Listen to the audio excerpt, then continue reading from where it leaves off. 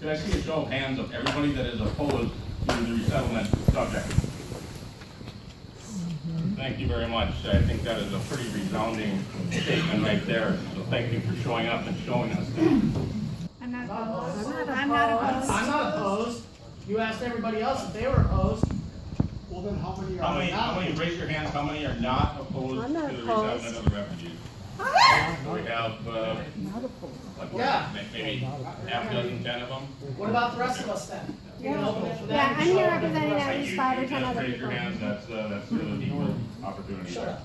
That's unfortunately the situation we were placed in by the issue being brought up this late in the game. If it was brought up a couple months ago when it could have been, then we would have had the opportunity for public hearings to where we should have properly had this type of a public hearing where we could have had everybody speak, but that's not the way it shook out on Well, this. then you guys can act on this without a public hearing, no comments at all then, right? That is what'll end up happening. How is that possible? That's, Why not postpone it to another meeting then? So there's Do you have time for public anything that comment. you would like to speak to that's not on the agenda? Taxation without Well, I had some representation, good comments about this agenda, which freedom of liberty. Why do you guys get to choose over us? This was not, You're the was minority. not our Not me, choice. them. Please have order here. This was not our choice. We found out about, the rest of the board members found out about this issue being added at the end of the week, just like you guys did. And because of the timeline involved, it was chosen to be added to the agenda to address it. And that's, Who's responsible for postponing it? let's get to that as soon as we get through the rest of our meeting here, please. So, thank you. Anybody that has anything that is not on the agenda that would like to step forward? well, like I said, remember, how the hell can you act on something you don't hear from nobody? We've heard from a lot of people, a lot of constituents have contacted all of us, and we have heard, and I know I personally have contacted and gotten back to a lot of people, have answered the phone for the last 2 days constantly, emails, voicemails, text messages, Facebook, I put a post out on Facebook. That's not a public hearing. And so that's as good as we could get on this particular issue. Will you be voting on behalf of your constituents? Yeah. So, we have another gentleman. Yes or no? Brian Richmond, 407 Meadow Court, Bemidji Township.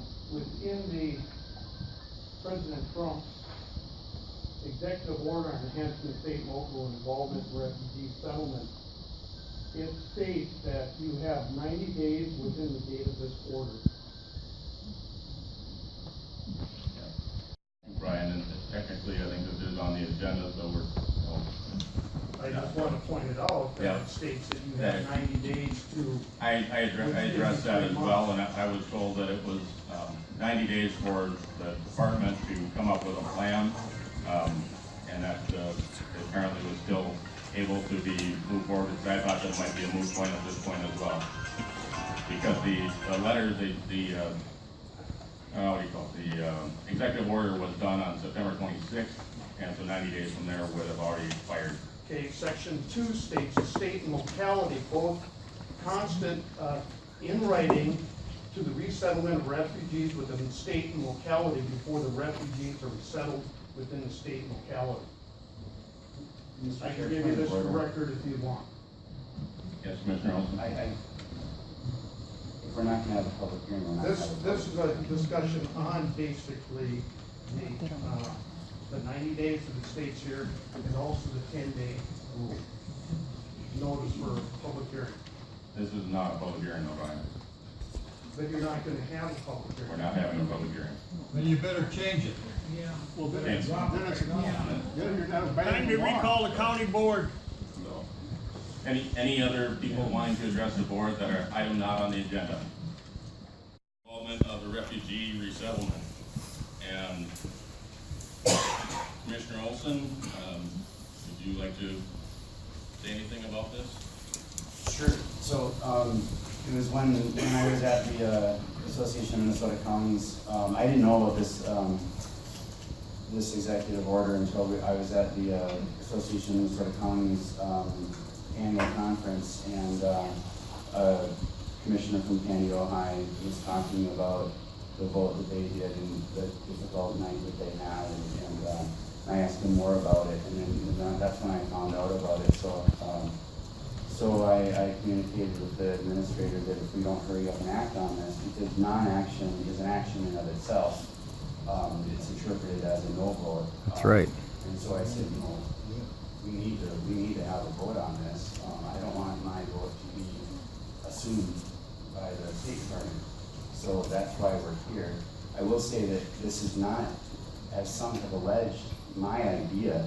This is an executive order from the President of the United States that all 3,000 and some counties need to respond. I'm not happy that we're doing this. I'm not enjoying this conversation. I'm not enjoying all of the misinformation that seems to be going around. I would say that this has nothing to do with this supposed hundreds of refugees that are waiting to come here. That is not true. That's been going around Facebook quite a bit in the last couple of weeks. It started about a year ago and it resurfaced recently. There's no validity to that. There is no plans for anyone to be settled in Bemidji. When settlement happens, they look at where there are existing communities. So the chances of anyone coming to Bemidji are very slim. And it surely wouldn't be hundreds, it would probably be 4. Whatever. Then just vote no. I realize there are 18,000 refugees that will be allowed into the U.S. this year. 18,000. That is the lowest amount that has ever been allowed in since we've had a cap in American history. 18,000 spread across the U.S. They're not going to be coming to Bemidji. They're going to be going to Minneapolis, and they're going to be going to L.A. and New York and Dallas and other communities that have large immigrant communities already. They can't handle it either. What we're doing here is just complying with this executive order. But again, there are not people waiting in the wings to come here. That just is a fallacy that has been shoved around Facebook. What has Tim Waltz said in the paper regarding Bemidji, Worthington, and Duluth? He would like to see those 3 cities. Have You're not a- letting us talk because you already made up your mind. That is what they are looking at, is having a human rights office in rural Minnesota, not an immigration office, a human rights office. This has been blown so much out of proportion, and I know that you guys are angry, and I think that Facebook has done a good job of saying that somehow I, or in other cases, Mayor Rita Albright, are like scheming to bring people into the community, and it's just simply not true. We're mad because we don't have a voice right now. You're taking it away from us by doing this right now. You didn't let us tell you what we thought. We legally That's can't not have right. Because you knew what our answer was. legally we can't have a public hearing unless it's posted. Why wasn't it posted? I don't, but You did. You don't know.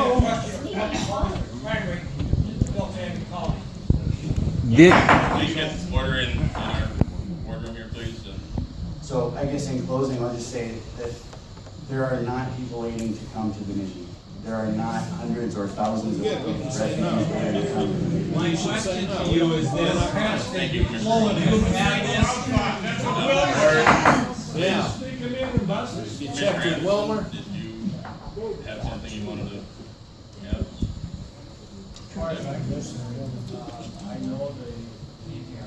The microphone. Okay, now can you hear me? Yeah. Okay, I have appreciated the efforts of many of you calling me, texting, and informing me your feelings. I'm administrating, we do this for the whole county. It's not just in our area that we're elected from. And with that said, I would make a motion that we do not follow through with this particular edict, and that we just, my motion is that we say no to this. Thank you.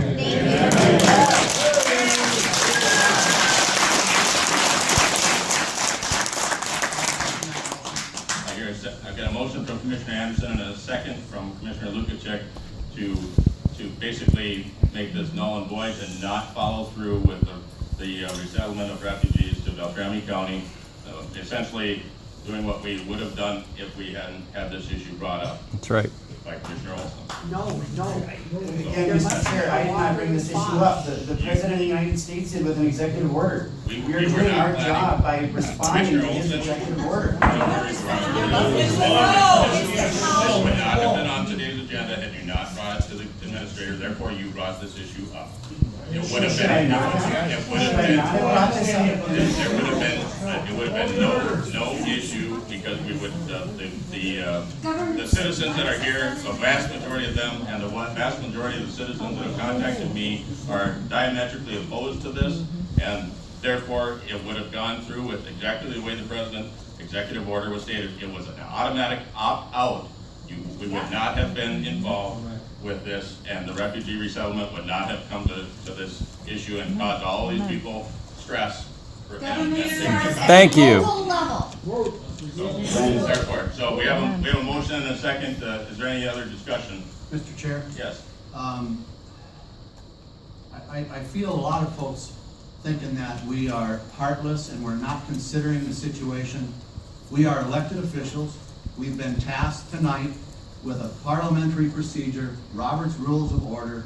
It's on our agenda. We need to act on it. We need to respond.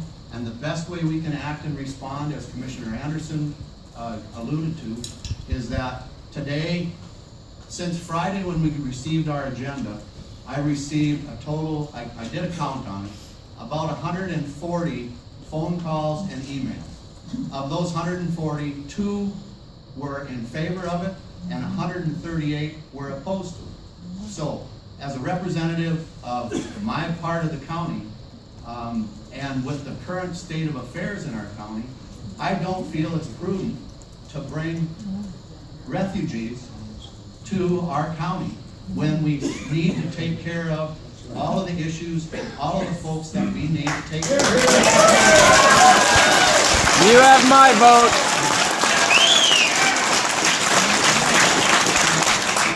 You lost my vote. You gained a lot more.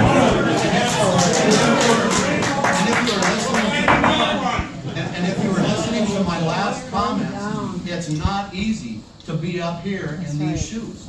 And if you don't state your name and you don't state how you feel, it's easy not to lose a vote.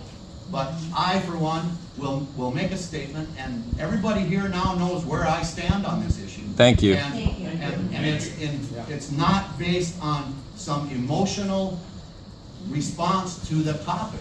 It's based on a financial responsibility to my constituents and to my county.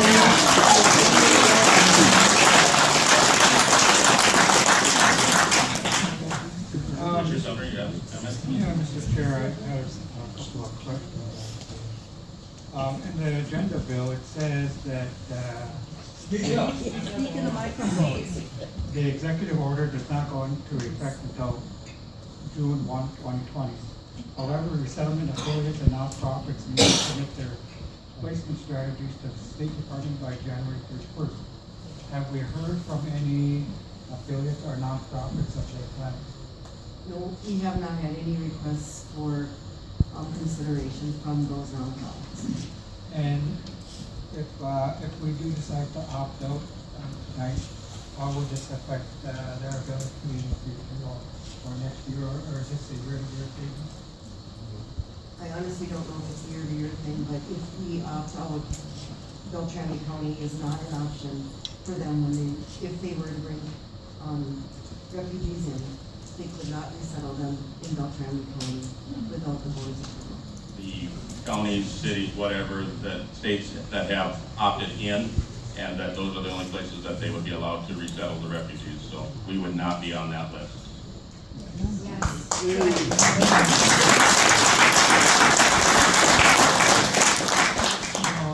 Mr. Chair, I believe that, if they're not a Native American from this area, we all have origin stories. And I think most of the people that live here today are resettlers. And, and I believe it's hard for me to say, it just seems un-American to say you're not welcome here. You know, and You can't afford to pay for it. Come legally. So, I mean, Everyone else. I've heard, you know, so much comments and calls and There. I apologize. Bless you, for not Roy. being able to answer all of them. But, Mr. Chair, I thank Mr. for bringing this up. I'd like to discuss this with Mr. Sumner a little bit. I'm Native American, lived here my entire life. Point of order, Mr. Chair. Yes. We do not have a public hearing. And this is, We're in discussion with the public. yeah, we have a motion and a second. This is a discussion for the board at this point. Thank you. We need to take care of our native people too. Yeah. This is not a race issue. This is, in my opinion, this is a financial issue. Correct.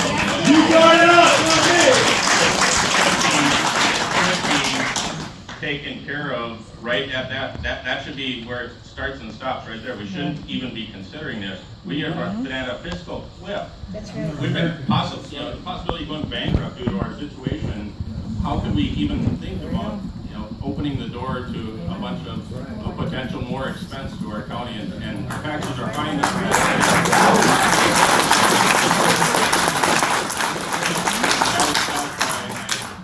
The responses that I have. Mr. Chair.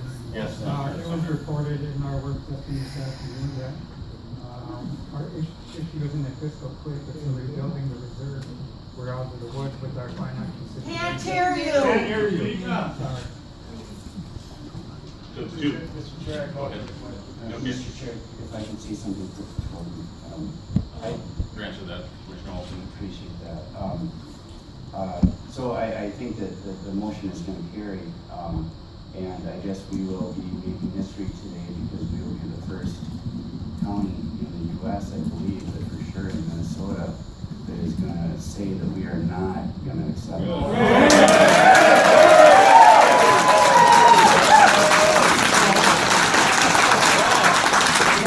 Run my house like we run our county right now. We're on a cliff. So if you're going to put that on me, I'll put this on you. How are you going to take care of the financial stability that we have in Beltrami County? We can't even support the people we have. Don't even go there. I will call for the vote. All in favor of Roll call. vote, please. Commissioner Olson. No. Anderson. Aye. Godwin. Aye. Sumner. No. Lukacek, yes. Okay.